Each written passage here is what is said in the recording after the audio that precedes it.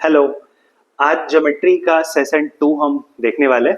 Geometry के session 2 के पहले हमने जो सेशन 1 में किया था वो मैं आपको बेसिक बताया था कि एंगल्स क्या होते हैं।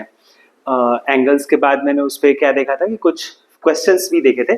लास्ट में आपको होमवर्क भी दिया था। पर आज सेशन 2 में हमने क्या देखना है कि आज मैं ट्रायंगल के बारे में बात करूंगा कि ट्रायंगल क्या होता है, ट्रायंगल की प्रॉपर्टीज क्या होती हैं, ट्रायंगल को कैसे हम डिवाइड करते हैं। उसके पहले जो लास्ट क्लास में हमने होमवर्क किया था उस होमवर्क पे पहले आते हैं। होमवर्क में यही कहा गया था कि ए बी और पैरेलल है सी डी के साथ, ए बी जो है वो पैरेलल है सी डी के साथ, और बीई जो है वो पैरेलल है ई एफ के साथ, बीई जो है वो पैरेलल है ई एफ के साथ।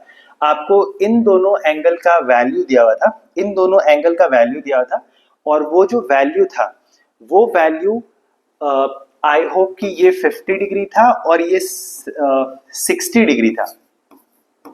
जहां तक मुझे लग रहा है कि एक 60 डिग्री था और एक 50 डिग्री था। तो ये वैल्यू अपने पास गिवन था। तो इसके बाद अपने को निकालना क्या था, F H E. F H E इसका मतलब ये वैल्यू निकालना है। तो ये 60 ये 50 है, तो ये जो वैल्यू होगा ये 70 डिग्री होगा। आई होप कि आप समझ पा रहे होंगे। अब ये 70 डिग्री है, तो क्योंकि आपको मैंने पहले बताया था कि अगर ये दोनों पैरेलल लाइन है, एक ट्रांसवर्सली उसको कट कर रही है, ये 70 डिग्री होगा, तो ये जो बचा हुआ एंगल होगा 110 डिग्री होगा।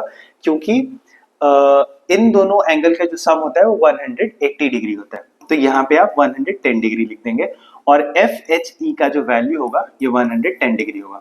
ये आपके होमवर्क का आंसर था। आई होप कि आप सबने कर लिया होगा।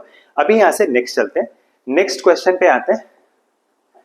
नेक्स्ट आने के पहले लास्ट डे मैंने एक थ्योरम था जिसको मैंने कहा था कि आगे पढ़ेंगे। तो प्रोपोर्शनैलिटी थ्योरम पहले पढ़ते हैं। प्रोपोर्शनैलिटी थ्योरम में क्या है, ये मान लो कि एल एम और एन तीन लाइन है, ठीक है। इसको ए बी सी पे कट करता है और डी ई एफ पे कट करता है, ठीक है। तो प्रोपोर्शनैलिटी थ्योरम क्या कहता है, प्रोपोर्शनैलिटी थ्योरम ये कहता है कि A B divided by B C का जो वैल्यू होगा, ए बी ये जो वैल्यू लिखा है A B divided by B C का जो वैल्यू होगा ये E D divided by E F के इक्वल होगा। या फिर इसको मैं ऐसे भी लिख सकता हूं कि बी सी, ऐसे भी लिख सकते हैं कि ए बी डिवाइडेड बाय ए सी का जो वैल्यू होगा ये E D divided bye D F के इक्वल होगा, ठीक है। या फिर इसको आप ऐसे भी लिख सकते हैं कि बी सी डिवाइडेड बाय ए सी का जो वैल्यू होगा, BC डिवाइडेड बाय AC का जो वैल्यू होगा ये EF डिवाइडेड बाय DF के इक्वल होगा। ये कब होगा, जब कोई पैरेलल लाइन है, तीन पैरेलल लाइन है, उसको कोई ट्रांसवर्सल रे कट करता है, तो इनका रेशियो जो होता है वो ऑलवेज इक्वल होता है। आई होप कि ये क्लियर होगा। रेशियो इक्वल करने में आपको ट्रायंगल के क्वेश्चंस में बहुत हेल्प मिलेगा। ट्रायंगल, क्वाड्रिलेटरल, जितने भी हम क्वेश्चन देखेंगे, मेंसुरेशन में आगे जाएंगे, तो इस थ्योरम का यूज, इस प्रॉपर्टी का यूज मैं बहुत कर रहा हूँ, ठीक। आई होप कि क्लियर होगा। नेक्स्ट चलते हैं। इसमें क्या बोल रहा है, ये एक ट्रायंगल है, ट्रायंगल के लिए कुछ प्रॉपर्टीज यहाँ पे लिखी हुई है। क्या प्रॉपर्टीज लिखी हुई है ये आप ध्यान से समझिएगा। पहले एक ट्रायंगल मैंने लिया, उसके बाद बोला गया कि sum of the interior angle of any triangle is always 180 degree. Interior angle का मतलब क्या है, ट्रायंगल क्या होता है, थ्री साइड से जो फिगर बनता है उसको ट्रायंगल कहते हैं, और उसमें थ्री साइड से जो ट्रायंगल बनता है, फिगर बनता है, उसको ट्रायंगल कहते हैं। तो एक ये एंगल बन गया, एक ये एंगल बन गया, ये एक एंगल बन गया, टोटल मिला के तीन एंगल बने। अगर मैं इसको थोड़ा सा एक्सटेंड कर दूंगा तो बाहर जो एंगल बनता है इस एंगल को हम कहते हैं एक्सटीरियर एंगल। तो इंटीरियर एंगल में है, तो इंटीरियर एंगल को मैं ऐसा कह सकता हूं कि ये θ1 है, ये θ2 है और ये θ3 है, ठीक है। θ1 θ2 θ3। तो अगर मैं कह रहा हूं कि सम इंटीरियर एंगल का सम 180 डिग्री होगा, इसका मतलब क्या है कि यहाँ पे मैं लिख सकता हूँ कि θ1 प्लस θ2 प्लस θ3 का जो वैल्यू होगा ये 180 डिग्री होगा। प्रूफ कैसे कर सकते हैं, प्रूफ बहुत इंपॉर्टेंट नहीं है हमारे लिए, लेकिन फिर भी थोड़ा बहुत अपने को नॉलेज होना चाहिए। ये एक मान लो कि मैं यहाँ पे ए बी और सी लिख दिया। ए के सामने का साइड ए है, बी के सामने का साइड बी है और सी के सामने का साइड सी है। मैं एक काम करता हूँ, बीसी के पैरेलल एक लाइन ड्रॉ करता हूँ जो वर्टेक्स ए से होके जा रहा है। फिर से वही चीज है, अगर वर्टेक्स ए से होके एक लाइन मैंने ड्रॉ किया तो पैरेलल है, इसको एक ट्रांसवर्स से कट कर रहा है, तो जो θ1 का वैल्यू हो, θ2 का वैल्यू जो यहाँ पे है वही θ2 का वैल्यू ये हो जाएगा, ये दोनों इक्वल होते हैं। अब जो यहाँ पे θ3 का वैल्यू है ये θ3 का वैल्यू हो जाएगा। आपको पता है कि एक लाइन पे अगर तीन एंगल बन रहा है, θ1 θ2 θ3, तो इन तीनों का जो सम होगा वो 180 डिग्री होगा। आई होप कि ये क्लियर होगा। नेक्स्ट क्या बोल रहा है कि vertex sorry the exterior angle at any vertex equal the sum of the two opposite interior angle. इसका मतलब क्या है कि अगर मैं यहाँ पे देखूंगा तो BC को मैं D तक इंक्रीज कराया। अब जब इंक्रीज करा रहा हूं तो इस BD के इस C पॉइंट पे एक लाइन आके मीट कर रही है, इसका वैल्यू θ3 है, तो डेफिनेटली आप बोलेंगे कि सर इसका वैल्यू तो फिर 180 माइनस θ3 होना चाहिए, 180 माइनस θ3 होना चाहिए। अगर आप इसी प्रॉपर्टी को ट्रायंगल का तीनों एंगल का sum θ1 plus θ2 plus θ3 equal to 180 degree आप कहते हैं, तो उस केस में आप ऐसे कह सकते हैं कि θ1 प्लस θ2 प्लस θ3 का वैल्यू 180 डिग्री होता है। तो θ3 अगर आपको निकालना है, यानी कि जैसे मान लीजिए ऐसे निकालना है, ये वाला वैल्यू निकालना है, तो θ1 प्लस θ2 का जो वैल्यू होगा वो क्या होगा, 180 माइनस θ3 होगा। मतलब ये जो वैल्यू है दोनों इक्वल लिखा हुआ है। अब इसका वैल्यू क्या होगा, θ1 प्लस θ2, मतलब ये इसका वैल्यू जो होगा एक्सटीरियर एंगल का जो वैल्यू होगा अपोजिट जो दो एंगल बनते हैं उनके सम के इक्वल होता है। आई होप कि आपका ये भी क्लियर होगा। थर्ड पॉइंट पे क्या आते हैं, थर्ड पॉइंट पे आते हैं कि sum of any two sides must be greater than the third side. क्या मतलब है इसका, किसी भी ट्रायंगल के दो साइड का जो सम होता है a प्लस बी ग्रेटर होगा c से। a प्लस बी क्या है, a is this side, b is this side, a plus B का जो वैल्यू होगा must be greater than third side that is c। b plus c जो होगा वो ग्रेटर होगा a से, a प्लस c जो होगा वो ग्रेटर होगा b से। तो ये चीज होता है। अभी इसका मतलब क्या है, आपके मन में अगर ये सवाल है कि सर ऐसा क्यों हो रहा है, सबसे बड़ी चीज है कि ऐसा हो क्यों रहा है।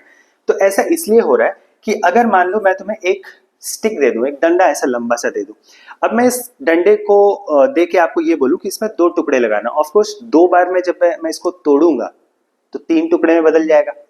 तो आपको मैं बोलूंगा दो बार इसको तोड़ो, तीन टुकड़े बन जाएंगे, और क्या मैं उस हर बार तीनों टुकड़े को जोड़ के मैं क्या एक ट्रायंगल बना सकता हूं, ये एक सवाल है।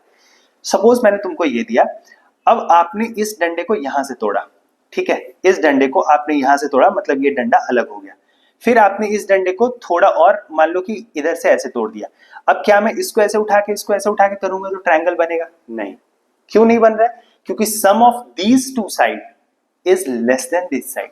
इन दोनों छोटू साइड का जो सम है वो इस बड़े वाले साइड से अभी भी छोटा है, और जब तक ये चीज छोटा रहते जाएगा तब तक मैं इसे ट्रायंगल नहीं बना पाऊंगा। इसलिए ट्रायंगल बनने के लिए ये बहुत जरूरी है कि दो साइड का जो सम होगा वो तीसरे साइड से हमेशा हमेशा बड़ा होगा। ठीक, तो a plus B greater than C, b plus C greater than a plus C greater than b। I hope कि ये क्लियर होगा। अभी यहाँ पे मेरा एक और सवाल आपसे है कि एक बात बताओ, मान लिया कि चलो a प्लस सी जो होगा वो ग्रेटर होगा तीसरे साइड से यानी कि b से, तो वो b कौन सा साइड है? मेरा सवाल क्या है, मेरा सवाल ये है कि b जो है वो कौन सा साइड है? क्या वो सबसे छोटा वाला साइड है, क्या वो सबसे बड़ा वाला साइड है, क्या है b? तो यहाँ पे b जो है, अच्छा कोई कंडीशन जब मैं बता रहा हूं तो कंडीशन को तो रूल में तभी बना पाऊंगा जब तुम किसी भी साइड को ले लेना, सबसे बड़े वाले साइड को भी अगर ये फॉलो कर रहा है तभी ये पॉसिबल है। ठीक है, छोटा वाला साइड से ऑफ कोर्स ऐसा बड़ा वाला साइड मिल जाएगा। जैसे मान लो कि यहाँ पे मैंने तुम्हें 3 + 2 + 5 दिया, एक ट्रायंगल के लिए 3 साइड बन दिया, तो तुम यहाँ पे क्या करोगे? तुम यहाँ पे ऐसे कह दो कि 5 + 2 जो है दो साइड का सम जो है तीसरे से बड़ा है तो ये ट्रायंगल हो गया। नहीं, ऐसा नहीं होता है। कैसे होगा? 3 + 2 मतलब सबसे बड़े वाले साइड को अलग रखते हैं 5, क्या बाकी दोनों साइड जो है उनका सम जो है वो तीसरे से बड़ा है? आप कहेंगे नहीं, इसका मतलब ट्रायंगल पॉसिबल नहीं है। तो सबसे बड़ा वाला साइड है वो। ठीक है, अभी नेक्स्ट चलते हैं। अभी बोला क्या कि the difference between any two sides of a triangle, difference between any two sides of a triangle is less then the third side. ठीक है, less than the third side. तो जब less than the third side की बात करेगा तो उस case में आप क्या करेंगे? उस केस में आप क्या करेंगे कि डिफरेंस ले लो किसी भी साइड का, तो a - b, difference between any two sides is less then the third side. अब फिर वैसे ही आप यहाँ पे लिख सकते हैं कि b - c का जो वैल्यू होगा ये छोटा होना चाहिए a से, या फिर आप यहाँ पे ऐसे भी कह सकते हैं कि c माइनस a का जो वैल्यू है ये छोटा होना चाहिए b से, तभी जाके ये चीजें कंप्लीट होंगी। कोई दिक्कत? अच्छा, इस वाले केस में एक और चीज आप कर सकते थे कि a plus B must be greater than c है, मैं बोथ साइड c ऐड करूंगा अपने मन से, अपने मन से मैं बोथ साइड c ऐड कर दूंगा। तो जब मैं c ऐड करूंगा तो क्या होगा, a plus B plus C that is perimeter निकल के आ जाएगा, पेरीमीटर इक्वल टू 2c। इसका मतलब क्या होगा कि जो सबसे ग्रेटेस्ट साइड जो पेरीमीटर होगा उसका हाफ जो होगा वो बड़ा होगा ऑलवेज उसके लार्जेस्ट साइड से। ये बहुत इंपॉर्टेंट रोल प्ले करेगा आगे। क्या लिखा मैंने, पेरीमीटर का हाफ जो है वो हमेशा बड़ा होता है किससे, सबसे स्मॉलेस्ट साइड जो होगा उस, सॉरी सबसे जो बिगेस्ट साइड होता है उससे। या फिर आप यहाँ पे एक और चीज कह सकते हैं कि पेरीमीटर जो है हमेशा बड़ा होगा सबसे बड़े साइड के डबल से, सबसे जो बड़ा साइड होगा उसका डबल मैं कर दूंगा, उससे ऑलवेज जो होगा पेरीमीटर क्या होगा, उससे ऑलवेज पेरीमीटर जो होगा वो बड़ा होगा। कोई दिक्कत यहां तक नहीं होगी। अब एक और चीज समझिए, अब अभी मैंने आपको बताया कि डिफरेंस जो है वो हमेशा छोटा होता है। आप कहेंगे सर आपने a माइनस बी कहा, अगर मैं a माइनस करूंगा नेगेटिव वैल्यू आ जाएगा, तो नेगेटिव वैल्यू आएगा तो कोई बात नहीं, डिफरेंस नेगेटिव नहीं आता है ना, मैंने डिफरेंस कहा था। अगर तुमको लगता है तो मॉड में ले सकते हो, कोई प्रॉब्लम नहीं है। एक और चीज मैं आपसे बताना चाहता हूं कि पेरीमीटर का 1/3, पेरीमीटर जब भी कोई रहेगा तो पेरीमीटर का 1/3 अगर आप निकालेंगे तो पेरीमीटर का 1/3 से हमेशा जो साइड होता है वो बड़ा होता है। तो ये एक और प्रॉपर्टी मैं आपको बता दिया कि कोई भी साइड है वो पेरीमीटर के हाफ से छोटा है, ठीक है, और पेरीमीटर के 1/3 से ये बड़ा होता है। तो ये भी चीज आप मतलब कर सकते हैं, बहुत ज्यादा इंपॉर्टेंट है ये। तो अभी फिर से मैंने आपको क्या बताया कि पेरीमीटर के 1/3 से ये साइड जो होगा ग्रेटर होगा, ये इक्वल होगा, और पेरीमीटर के हाफ से ये साइड ऑलवेज छोटा रहता है, ऑलवेज क्या रहता है, छोटा रहता है। तो ये भी एक केस है, बहुत पहले कैट में क्वेश्चंस आए हैं इस कंडीशन पे, तो हो सकता है आगे क्वेश्चंस आ सकते हैं, इसलिए मैं पहले से रेडी रहना चाहता हूँ कि इस चीज को हम क्लियर करके चलेंगे। आई होप कि क्लियर होगा, कोई डाउट नहीं है, बहुत धीरे धीरे पढ़ा रहा हूँ, बहुत आराम से पढ़ा रहा हूँ। जहां पे भी आपको दिक्कत होगी आप वीडियो को पॉज करके दोबारा देखिएगा, बहुत मजा आएगा, बहुत डेप्थ में जाके एक एक छोटी छोटी सी चीज को कवर करेंगे। जो भी मैं होमवर्क दूंगा या जो भी टास्क दूंगा वो आप टेलीग्राम चैनल पे जाके उस होमवर्क का पीडीएफ डाउनलोड कर सकते हैं। इस स्लाइड से या इस क्लास के जो भी प्रैक्टिस क्वेश्चन होंगे वो मैं टेलीग्राम चैनल पे ही डाल दूंगा, वहां से आप डाउनलोड करके सॉल्व कर सकते हैं। नेक्स्ट, अभी एक क्वेश्चन है कि एक ट्रायंगल है जिसका साइड जो है 5, 9 एंड x है, तो कितने इंटीग्रल वैल्यू पॉसिबल होंगे x के, कितने इंटीग्रल वैल्यू पॉसिबल होंगे x के। तो सबसे बड़ी चीज क्या है कि एक ट्रायंगल पॉसिबल तभी होगा जब sum of two side greater than third side होता है, पॉसिबल तभी होगा जब डिफरेंस बिटवीन टू साइड जो होगा वो लेस देन थर्ड साइड होगा, ठीक है। अच्छा, x क्या मैंने लिया था, x हमने सबसे ग्रेटेस्ट साइड को लिया था, ग्रेटेस्ट साइड जो होगा वही होगा। तो हम एक काम करते हैं, हम कह रहे हैं कि x सबसे बड़ा वाला साइड था, तो 5 + 9 अगर आप करेंगे तो this must be greater then x होना चाहिए, ठीक। x जो है यानी कि यहां से अगर मैं देखूंगा तो x जो है वो 14 से क्या होगा, बड़ा होगा, ठीक है, 14 से बड़ा होगा। मैंने आपको एक और चीज बताया था कि डिफरेंस अगर आप लेंगे, अगर आप डिफरेंस लेंगे तो इन दोनों साइड का जो डिफरेंस होगा ये x से छोटा होगा। तो यहां से आप कह सकते हैं कि x का जो वैल्यू होगा वो लेस देन 4 भी पॉसिबल है। मतलब क्या होगा कि x का जो वैल्यू है वो 4 से बड़ा होगा, ठीक है, x का जो वैल्यू है 4 से बड़ा होगा और 14 से छोटा होगा, ठीक है, 14 से छोटा होगा। तो यहां पे मैं क्या कर सकता हूं, x का जो वैल्यू होगा वो 4 से बड़ा होगा और 14 से छोटा होगा। तो 4 से बड़ा एंड 14 से छोटा मतलब 5, 6, 7, 8, 9, 10, 11, 12, 13। ये तो मैंने पूरा ही लिख दिया, 3, 3, 6 और टोटल 9 पॉसिबल वैल्यूज होंगे, 9 वैल्यूज पॉसिबल होंगे। आप इसको क्या कर सकते हैं कि आप एक बार 5 लिख दिया, एक बार 30 लिख दिया, 5 से लेके 13 तक जितने नंबर है वो सारे ही आएंगे। तो आप कैसे कर सकते थे, last digit minus first digit divided by the difference of the digit +1। तो 13 - 5 अगर आप करते हैं तो 8 आएगा, 8 प्लस 9 अगर आप करेंगे तो 9 वैल्यू। इधर से भी आप काउंट कर सकते थे, आप लिख के भी काउंट कर सकते थे, दोनों ही वैल्यू पॉसिबल है, दोनों ही तरीका आप यूज कर सकते थे। अगर दोनों ही तरीका यूज करेंगे तो भी आंसर वही आएगा। आप जिसमें कंफर्टेबल रहते हैं वो आप तरीका यूज करिए, कोई प्रॉब्लम नहीं है।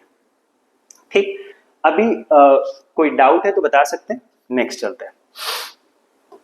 नेक्स्ट में क्या है, टाइप्स ऑफ ट्रायंगल्स हम एक बार देखते हैं कि टाइप ऑफ ट्रायंगल क्या होता है। तो टाइप ऑफ ट्रायंगल अगर आप ध्यान से देखेंगे तो दो तरह से हम ट्रायंगल को डिवाइड कर सकते हैं। एक एंगल के बिहाफ पे डिवाइड कर सकते हैं, एक डिवाइड कर सकते हैं हम इसको साइड के बिहाफ पे। तो एंगल के बिहाफ पे अगर हम डिवाइड करते हैं तो तीन ट्रायंगल बनते हैं, acute angle triangle, right angle triangle और ऑब्ट्यूस एंगल ट्रायंगल। ठीक, तीन ट्रायंगल बनते हैं। अक्यूट जो होता है उसमें क्या होता है, सारे ही एंगल जो है वो 90 से छोटे होते हैं। राइट एंगल ट्रायंगल में एक एंगल 90 के इक्वल होता है और ऑब्ट्यूस में एक एंगल जो होता है वो 90 से ग्रेटर होता है।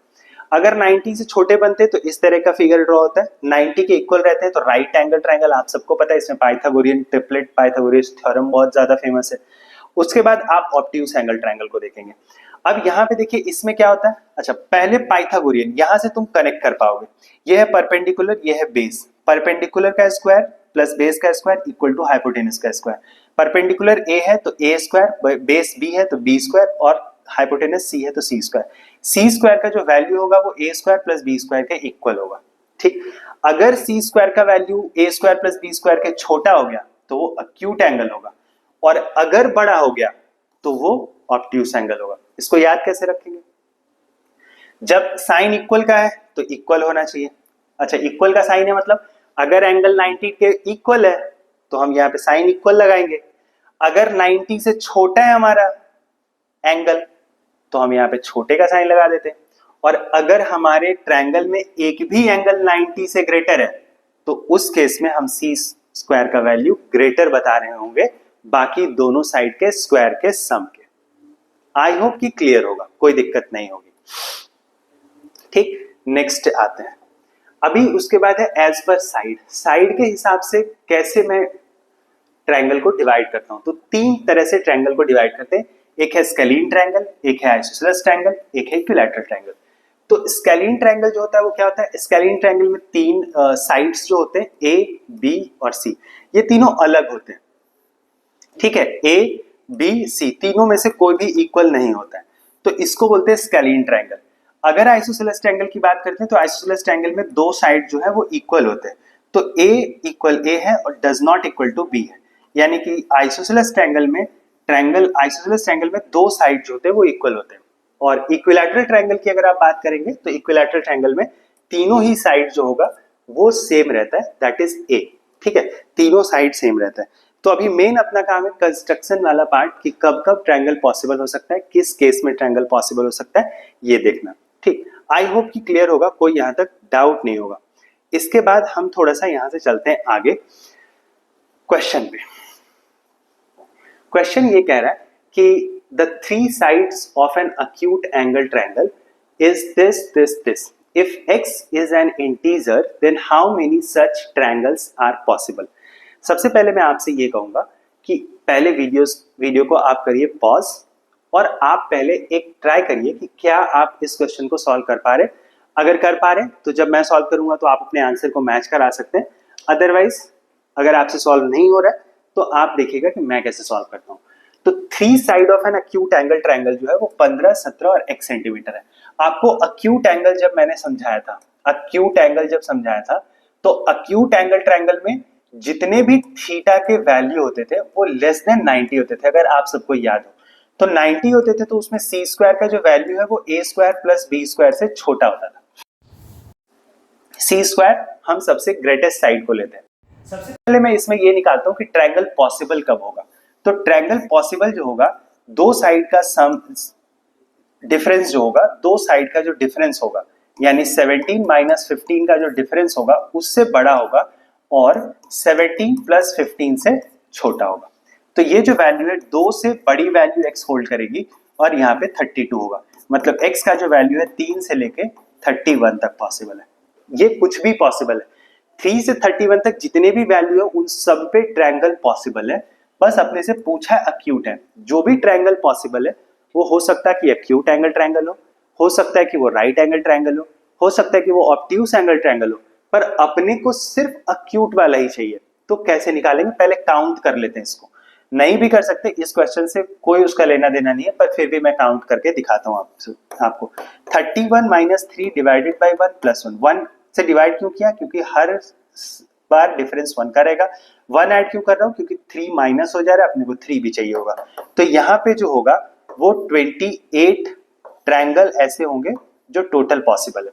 अपने को अक्यूट चाहिए। अक्यूट में होता क्या है, सबसे ग्रेटेस्ट साइड लेते हैं। तो ग्रेटेस्ट साइड कौन है इन तीनों में, 15, 17 और x में, तीनों में ग्रेटेस्ट कौन है? ऑफ कोर्स आप में से कोई नहीं कहेंगे कि 15 ग्रेटेस्ट है। आप में से, आपको मन में लग रहा होगा कि 17 है, किसी को लग रहा होगा x है। यस, दोनों ही पॉसिबिलिटी है। x के बारे में कुछ भी नहीं कहा गया है, इसलिए मैं x को भी ग्रेटेस्ट ले सकता हूं, 17 को भी ग्रेटेस्ट ले सकता हूं। तो एक बार मैं 17 को ग्रेटेस्ट ले रहा हूं, ठीक है। अभी यहां पे मैं केस 1 लिखता हूं। केस 1 क्या है? केस 1 में यह है कि 17 is the largest side. 17 largest side है, तो इसका मतलब क्या है, 17 स्क्वायर जो होगा, 17 स्क्वायर जो होगा ये लेस देन होगा किसके, 15 स्क्वायर प्लस x स्क्वायर के, ठीक है। अभी ये होगा तो 289, इसको इधर लेके आ जाता हूं, 225 इक्वल टू x स्क्वायर। अगर आप इसको कैलकुलेट करेंगे तो विल गेट 64 अंडर रूट में x है, तो x का यहां से वैल्यू जो आएगा वो 8 आएगा, ठीक है। x का वैल्यू यहां से 8 आएगा। इसका मतलब क्या है कि x जो होगा 8 से ग्रेटर होगा, ठीक। केस 1 के लिए। केस 2 के लिए मैं क्या करूंगा, केस 2 के लिए मैं क्या करूंगा, केस 2, केस 2 में मैं x को लार्जेस्ट साइड लेता हूं, x को लार्जेस्ट साइड में ले लूंगा। तो x लार्जेस्ट लूंगा तो x स्क्वायर जो होगा वो 15 स्क्वायर प्लस 17 स्क्वायर होगा। तो x स्क्वायर का वैल्यू 225 प्लस 289, अगर आप कैलकुलेट करेंगे तो 4, 300, 500, 514 होगा x स्क्वायर। यहां से अगर आप कैलकुलेट करेंगे x की वैल्यू तो 514, 514 का मतलब कितना होता है, अगर आप देखेंगे तो 23 का स्क्वायर 529 होता है, मतलब 23 से थोड़ा कम है, मतलब x का जो वैल्यू है ये 22 पॉइंट समथिंग है। x का जो वैल्यू है वो ग्रेटर होगा 22 पॉइंट समथिंग से, मतलब हमारा आंसर क्या होगा, एक बार x जो होगा वो x जो होगा वो 8 से बड़ा होगा, दूसरे केस में 22 पॉइंट समथिंग से छोटा होगा, मतलब कि 9 से लेके 22 तक। अब आप काउंट कर लीजिए 22 से 9 तक कितने होंगे, 22 माइनस 9 डिवाइडेड बाई 1 प्लस 1, ठीक है। तो यहां से अगर आप देखेंगे तो टोटल मिला के कितने वैल्यू पॉसिबल है, टोटल मिला के अगर आप देखेंगे तो 13 वैल्यू पॉसिबल है, ठीक है। 13 वैल्यू पॉसिबल है 22 से 9 तक, ठीक है, सॉरी 14 पॉसिबल है। 22 से 9 मतलब 13 प्लस 1 14, टोटल मिला के 14 वैल्यू पॉसिबल है, ठीक है। आई होप कि क्लियर होगा, कोई डाउट नहीं होगा इसमें। अगर कोई डाउट है तो थोड़ा वीडियो को दोबारा से देखिए, कोई भी चीज मैंने क्यों लिखा है रीजन भी मैं बता रहा हूं वहां पे, तो वहां से आपको दोबारा क्लियर हो जाएगा। नेक्स्ट क्वेश्चन पे चलते हैं। क्वेश्चन है कि कोई obtuse angle triangle P Q R है, एंगल क्यू जो है वो ऑब्ट्यूस एंगल है, अगर side P Q equal to 11 centimetre है, क्यू आर 15 सेंटीमीटर है, minimum possible integer length of side P R क्या होगा, ठीक। अभी देखना इस बार थोड़ा सा अलग है, एक बार खुद से वीडियो पॉज करके आप इसको सॉल्व करने की कोशिश करिए, ठीक है। ट्रायंगल है, तो अगर मैं ट्रायंगल की बात कर रहा हूं, एक ट्रायंगल है, इसने कह दिया कि क्यू ऑब्ट्यूस है, तो क्यू ऑब्ट्यूस ले लेते हैं भाई, उसने कहा है तो मानना तो पड़ेगा, तो क्यू ले लिया हमने, पी क्यू और आर, क्यू ऑब्ट्यूस हो गया। साइड पी क्यू 11 है, क्यू आर जो है वो 15 है, तो पी आर का मिनिमम पॉसिबल इंटीजर लेंथ पूछा है। क्या कर सकते हैं, बहुत सिंपल है, एक्स स्क्वायर जो होगा यहाँ पे वो क्या होगा, ग्रेटर होगा 11 स्क्वायर प्लस 15 स्क्वायर से, ठीक। अब एक्स स्क्वायर ग्रेटर होगा तो इसको निकालते हैं, 225। अब ये क्या होगा 346 x, ठीक है। तो √346, मुझे एग्जैक्ट वैल्यू नहीं चाहिए होगी, तो अगर आप देखेंगे तो 18 का वैल्यू होता है 324 और 19 का वैल्यू होता है 361, ठीक है 361। तो यहां से मैं ये बोलूंगा कि x का जो वैल्यू होगा वो 18 पॉइंट समथिंग से बड़ा होगा, मतलब पहली वैल्यू जो होगी वो 19 से शुरू होगी। एक चीज, अब 19 से शुरू तो होगी, एंड कहां होगी कैसे पता करेंगे? तो x का जो वैल्यू हम लेते हैं, दो साइड का जो डिफरेंस होता है 15 माइनस 11 से बड़ा होगा और 15 प्लस 11 से छोटा होगा, ठीक। तो ये हो गया कितना 26 और ये कितना हो गया x और 4, मतलब x जो है 4 से 26 तक पॉसिबल है। अपने को 18 पॉइंट समथिंग से बड़ा चाहिए, मतलब क्या कि 19 से लेके मैं कहां तक जा सकता हूं 26 से छोटा, मतलब 25 तक मैं जा पाऊंगा। 19 से 25 तक मैं जा पाऊंगा। तो 19 से 25 तक अगर मैं जा पा रहा हूं तो अपने से पूछा है कि अपने से क्या पूछा, मिनिमम पॉसिबल इंटीजर लेंथ। तो कितना पॉसिबिलिटी होगा, तो 19 से 25 तक जाएंगे। मिनिमम पॉसिबल लेंथ पूछा है तो इसमें क्या होगा 19 हमारा आंसर होगा, ठीक। आंसर निकालने के लिए इसकी कोई जरूरत नहीं थी, मैं एक स्टेप आगे बढ़ के समझा रहा था इसलिए इसकी जरूरत पड़ी। आई होप कि क्लियर होगा। नेक्स्ट चलते हैं, ठीक। अभी क्या बोला कि side of scalene acute angle triangle जो है, side of scalene acute angle triangle जो है वो 14, 22 एंड x है। If x is an integer and 22 is the largest side, इसमें दे दिया what will be the average of minimum and maximum value of x। अच्छा, scalene triangle है तो scalene का मतलब क्या हुआ कि तीनों साइड अलग होनी चाहिए। अक्यूट एंगल दे दिया, अक्यूट एंगल का आपको पता होना चाहिए 90 से सब छोटा होता है, तो सी स्क्वायर का वैल्यू ए स्क्वायर प्लस बी स्क्वायर से चलेगा, ठीक है। तो ए स्क्वायर प्लस बी स्क्वायर से चलेगा। तो अभी देखना जरा, इसमें बोल दिया कि 22 लार्जेस्ट साइड है, तो 22 लार्जेस्ट साइड ले लेते हैं, तो ये हो गया 14 स्क्वायर प्लस एक्स स्क्वायर। तो यहां से 22 का कितना होता है 484 और 14 स्क्वायर कितना होता है 196, इसका वैल्यू एक्स स्क्वायर है। तो अगर आप कैलकुलेट करेंगे तो 284 और 4 288 होता है और ये हो गया ऐसा। तो अगर आप यहां पे देखेंगे तो इसका जो वैल्यू होगा 16 पॉइंट समथिंग आएगा, मतलब 17 से जस्ट छोटा है, यानी कि x का वैल्यू जो होगा वो 17 से स्टार्ट होगा। अपने को बोला what will be the average of minimum and maximum value, ठीक है। मिनिमम एंड मैक्सिमम वैल्यू कितना होगा, तो लार्जेस्ट साइड तो दे दिया 22, ठीक है। तो अभी एक और चीज सॉरी, x जो होगा वो क्या होगा, यहां पे 22 माइनस 14 से बड़ा होगा और 22 प्लस 14 से छोटा होगा। तो ये जो वैल्यू है 8 से x बड़ा होगा और 36 से छोटा होगा, लेकिन x मैं कहां तक ले सकता, सॉरी आई एम सॉरी। तो ये जो x होगा, x 9 से लेके मैं जा तो सकता हूं 35 तक, लेकिन अपने लिए एक लिमिटेशन है कि 22 जो है सबसे बड़ा साइड है। तो इसका मतलब क्या होगा कि 17 से लेके 17, 18, 19, 20, 21 यहीं तक जा सकता हूं। अब बोला एवरेज, तो एवरेज जो होगा वो 21 प्लस 17 डिवाइडेड बाई 5, या फिर तुम कह सकते हैं कि सेंट्रल वैल्यू दैट इज 19 जो होगा वो इस क्वेश्चन का आंसर होगा, ठीक है। तो ये जो होगा ये बहुत आसानी से ये आप कर सकते हैं, तो ये कोई दिक्कत नहीं है, ठीक है। आई होप कि क्लियर होगा। नेक्स्ट चलते हैं, ठीक। अभी इस क्वेश्चन में क्या कह रहा है कि ऑब्ट्यूस एंगल ट्रायंगल है। In an obtuse angle triangle length of side opposite to obtuse angle जो है वो k सेंटीमीटर है, k एक नेचुरल नंबर है। Length of remaining two side जो है वो 12 सेंटीमीटर एंड 17 सेंटीमीटर है। How many such triangles are possible. तो इसमें एक चीज क्या बता दिया कि k किसके बारे में बोला कि length of side opposite to obtuse angle, इसके सामने का साइड k है, बाकी जो दोनों साइड है वो 12 है और 17 है। And length of remaining two side is 12 and 17 है। तो 12 एंड 17 है, तो इस केस में क्या है कि पूछा है अपने से कि कितने पॉसिबल वैल्यूज हो सकते हैं। तो कितने पॉसिबल वैल्यूज हो सकते हैं, बहुत सिंपल है, 17 माइनस 12 से बड़ा होगा k का वैल्यू और 17 प्लस 12 से छोटा होगा। तो यहाँ पे 29 हो गया और k का जो वैल्यू है ये 5 हो गया।